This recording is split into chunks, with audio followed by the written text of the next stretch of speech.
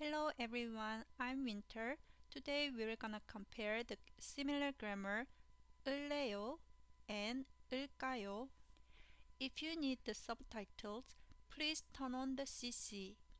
This video was made to compare similar grammar, so it doesn't cover the conjugation. First of all, let's check the meaning and uses of each grammar. 동사 을래요 is used when asking about listener's preference or intention. So, it corresponds to do you want to or how about in English. And 동사 을래요 expresses the speaker's has the will or intention to do something. So, it corresponds to be going to or will in English. This grammar it is mostly used in informal colloquial speech. Let's see the example sentences. 뭐 먹을래요? In this sentence, 을래요 was used to ask about the listener's preference. 저는 피자를 먹을래요. In this sentence, 을래요 was used to express the speaker's will. Let's read other examples once. 책을 읽을래요? 아니요, 저는 영화를 볼래요. 차 한 잔 할래요? 바다 보러 갈래요? 피곤해서 집에서 쉴래요.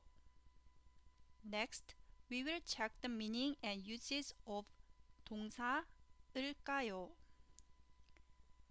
If the subject of sentence is 우리, it is used the speaker wants to either to suggest doing something together with the listeners or to ask about the listener's preference regarding something. It corresponds to shall we or why don't we, and it is used when the speaker wants to make a suggestion to the listener or to ask the listener for his or her opinion. It corresponds to shall I or do you want me to? Let's see example sentences. 내일 같이 영화를 볼까요? In this sentence, this grammar 을까요 was used to suggest doing something together with the listener. The subject of sentence 우리 was omitted. 네, 좋아요. Let's read other example sentences once. 저녁에 같이 공원을 산책할까요? 미안해요. 오늘은 제가 바빠요. 차 한 잔 할까요? 바다 보러 갈까요? 창문을 열까요? In this sentence, the speaker wants to ask the listener's opinion. Now, let's compare 동사 을래요 and 동사 을까요.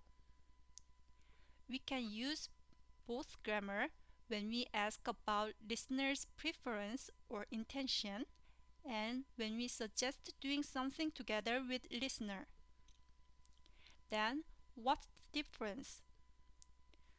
For 동사 을래요, in the case of interrogative forms, the subject of the sentence is the second person, since it is used when asking the listener. The first person can be used for the subject, but 우리 is possible. 우리 한국 영화를 볼래요? 우리 can be used for the subject with this grammar, but 제가 내일 아침에 전화할래요.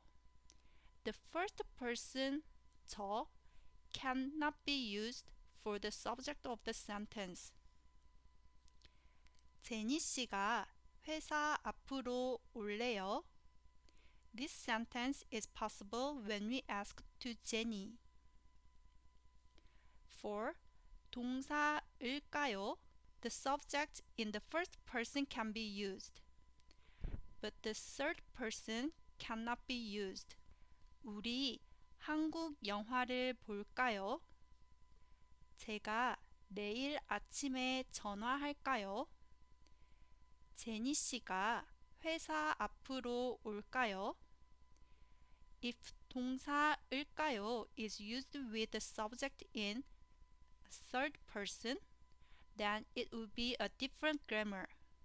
So it doesn't have a meaning of suggestion, has a meaning of supposition.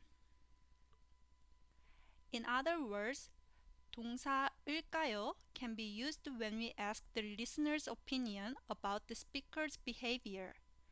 Contrary to this, in 동사을래요, the speaker is not the subject of the action.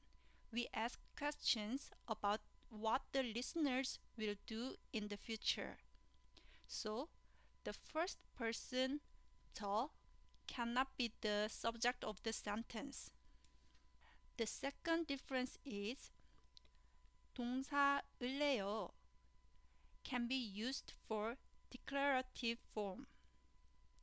In this case, only subjects in the first person can be used to express the speaker's will or intention.